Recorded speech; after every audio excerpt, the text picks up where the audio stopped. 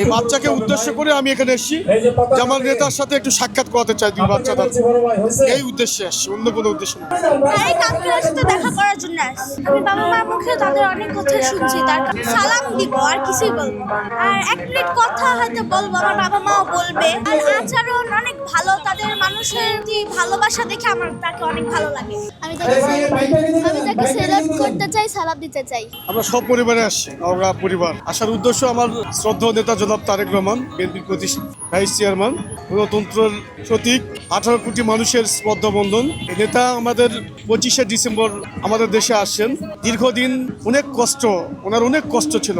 একটি ভাই মা অসুস্থ, ভাই মারা গেল, আশপাশে আসতে পারেন নাই। এত কষ্টের বিনিময়ে কোটি মাইল দূর থেকে এদেশের 18 কোটি জনতার জন্য যে কাজ করছেন যে নেতা, সেই নেতার জন্য আমরা এখানে এসে বসি। এই জন্যই যে আমরা জানি লক্ষ কোটি মানুষের সমাগম হোক।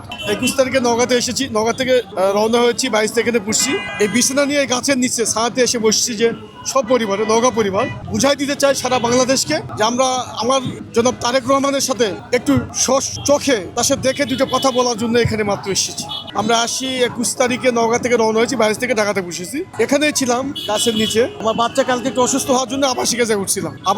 আবাসিক থেকে আবার সকালে এসে এখানে অবস্থান। এখানে ইনশাল্লাহ আজকে এখানে থাকার চেষ্টা করবো যতক্ষণ পর্যন্ত আমার নেতা না আসবে। আর আমার এই দুই মেয়েটা যখন আমি বহুবার কারা নির্যাতিত হই এই অবৈধ মামলায়, তখন আমার দুই বাচ্চা বলছে, বাবা তোমাকে কেন ধরে নিয়ে যায়? আমি বললাম, বাবা আমাকে ধরে আমি ধানের শীষ করি এই জন্য। তো ধানের শীষ তুমি একা করো, আর কেউ নেই? হ্যাঁ অনেক আছে বাবা, তাদেরকে সকলকেই। তোমাদের নেতা নাই, আর নেতা দেশের বাইরে আমাদের মতো অনেক কষ্ট নিয়েও দেশের বাইরে আছে। তো বাবা তোমাদের নেতা আসবে না, তোমাদের নেতা দেখতে যাবো।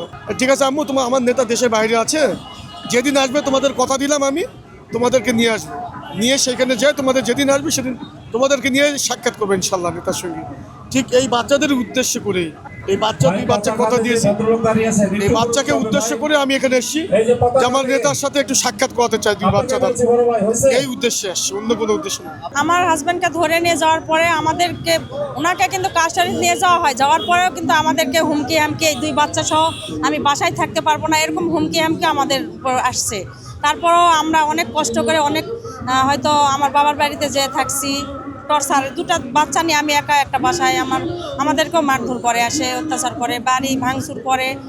পরেও ওই আমার হাজব্যান্ডের মোটরসাইকেল ছিল, ওটাও তারা লুটপাট করে নিয়ে যায়। প্রতিষ্ঠান ছিল, লুটপাট করছে। এরকম অবস্থায় আমরা অনেক কষ্ট করতে হয়েছে, অনেক কষ্টের সম্মুখীন হতে হয়েছে। তারপর আমাদের কোনো সময় ভালোবাসা কমে। আমার হাজব্যান্ডকে মাথায় হাত দিয়ে দোয়া করছে, তারপর থেকে উনি মনে প্রাণে ভালোবাসে। তো আমরা তো তাকে ভালোবাসবো। ধরে নিয়ে যাওয়া, আমাদের টর্চার করা, আমাদের কোনো ভালোবাসার কমতি হয়নি, আর বরং বেড়ে গেছে, আরো বেশি করে করছি।